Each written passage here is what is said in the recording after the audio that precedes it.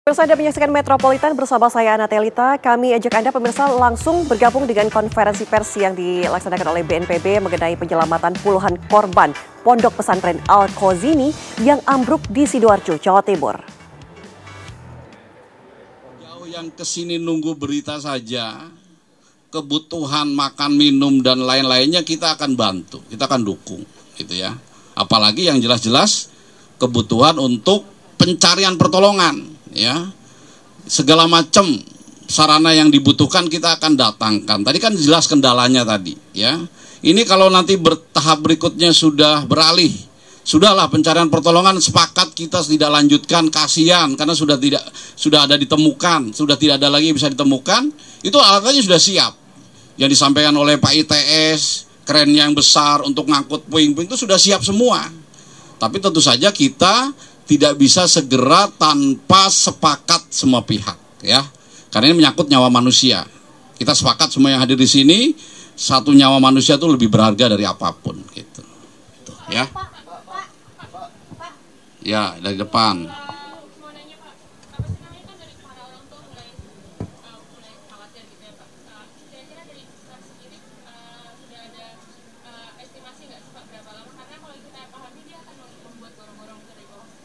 Sepanjang apa, sudah sejauh apa, dan kira-kira dalam waktu berapa lama akan menjangkau anak-anaknya itu dan ya pada korban itu dan ya berapa lama dan gimana menginginkan dulu? Ya, untuk masyarakat, keluarga jelas ini khawatir.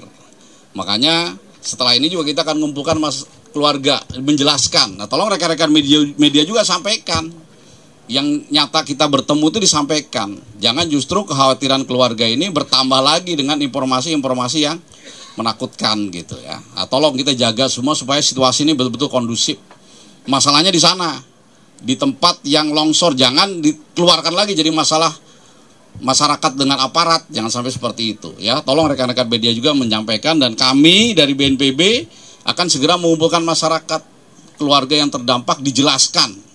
Jangan sampai mereka beranggapan bahwa kita tidak bekerja, nggak seperti itu. Ya, ada kendala-kendala. Nah, untuk berapa menit, berapa jamnya, silakan Kabasarnas dijawab. Terima kasih. Saya ingin sampaikan, pada saat kita melaksanakan operasi ini, tentunya bukan seperti kita belajar yang eksak.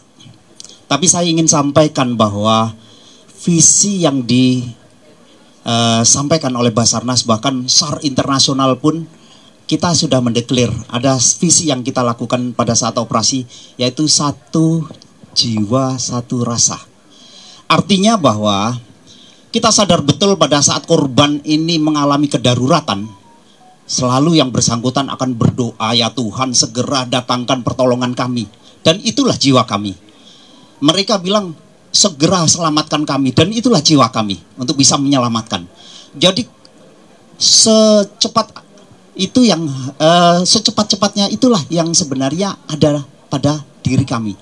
Saya pastikan bahwa operasi SAR baik yang kita laksanakan di dalam negeri maupun di luar negeri tidak mengenal jeda waktu. Kita laksanakan secara terus-menerus. Saya sampaikan bahwa kesulitan tadi disampaikan, dan kita menggunakan yang tadinya normalnya kita bekerja itu 4 jam kita ganti. Dengan kondisi yang kita hadapi, akhirnya hanya mampu bertahan di 2 jam sudah harus di rolling. Sehingga kita memiliki 4 shift. 1 shift yang lagi beroperasi, 1 shift persiapan untuk turun pada saat ini ditarik, 1 shift yang di belakangnya lagi yang istirahat. Jadi itu yang kita laksanakan secara terus-menerus. Karena itu kemarin sempat di-shoot oleh media. Lah itu lagi santai-santai, bukan santai. Karena memang gorong-gorong yang kita bikin itu space-nya sangat kecil dan konstruksinya sangat labil. Jadi mohon doanya kepada semuanya. Dan bekerjanya itu sebenarnya telungkup dalam space di 60 cm. Iya, yang pasti sudah menyentuh ke titik korban. Saya pastikan. Hanya saja posisi korban setelah mau kita laksanakan penarikan, ternyata kakinya dalam kondisi kejepit. Itu mungkin yang kita hadapi saat ini. Sebentar semua dapat kebagian. Waktunya pokoknya cukup ya. Ini Ibu Gubernur juga akan menambah jawaban dari Kabasarnas. Silakan Bu. Terima kasih Pak Kepala BNPB, Basarnas dan tim. Jadi begini kawan-kawan sekalian, sejak awal kami mendapatkan informasi adanya musola yang ambruk ini. Komunikasi saya ingin menyampaikan supaya nanti runtut Pak Wagub, Pak Sekda sebagai Kepala BPBD, kemudian Dinas Sosial, Dinas Kesehatan. Full tim, termasuk PU Cipta Karya, itu di sini full tim dari mulai sore tanggal 29. Yang kemudian saya minta untuk disiapkan, saya tidak melihat secara fisik bagaimana konstruksi ini, reruntuhannya bagaimana, maka sederhana saya bilang harus ada ekskavator. Setelah ekskavator ternyata tidak memungkinkan, itu langsung diambil bongkahan-bongkahan itu. Yang saya minta kemudian adalah lampu spot BPBD, karena evakuasi harus 24 jam. Jadi malam itu harus tersupport oleh lampu yang cukup.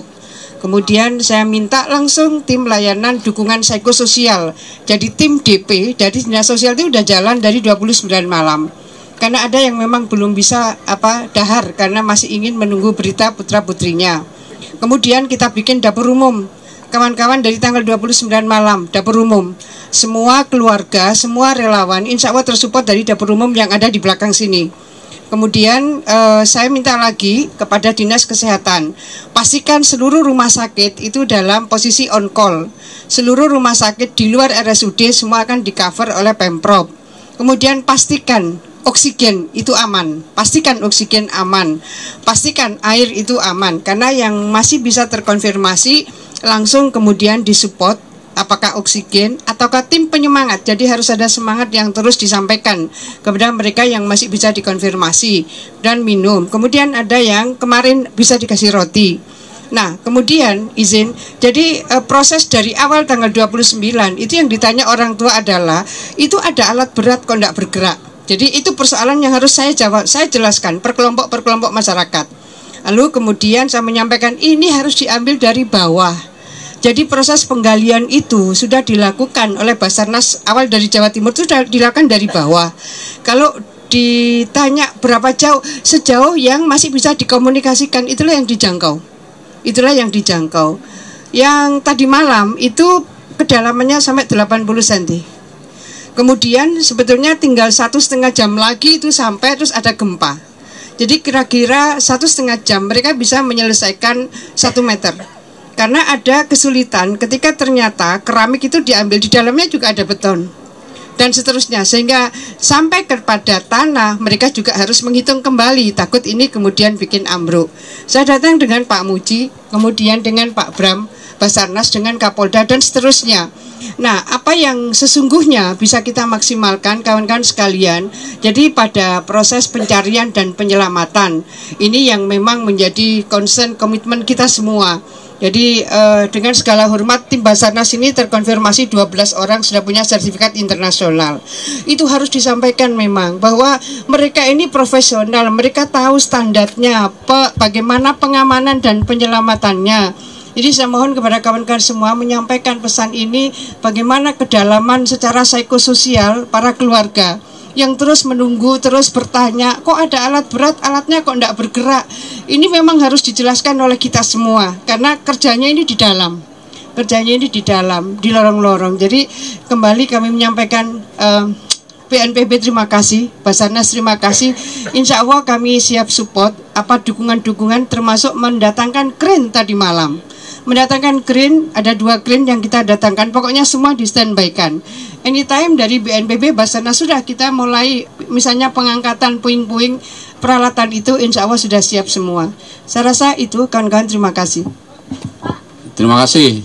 Tambahan satu lagi, itu gempa itu 6,5 magnitudo. Cuma di itu dekat Sumeneb, di laut 11 km. Ya, tidak dekat-dekat dari sini gitu. Tapi karena 6,5 ya tentu saja getarannya sampai ke wilayah ini. Itu juga yang bersyukur ada 3 korban luka-luka, ada beberapa rumah yang rusak gitu ya di Sumeneb. Tapi itu tidak signifikan karena ada di laut gitu ya. Silakan, dari tadi udah 3 kali teriak.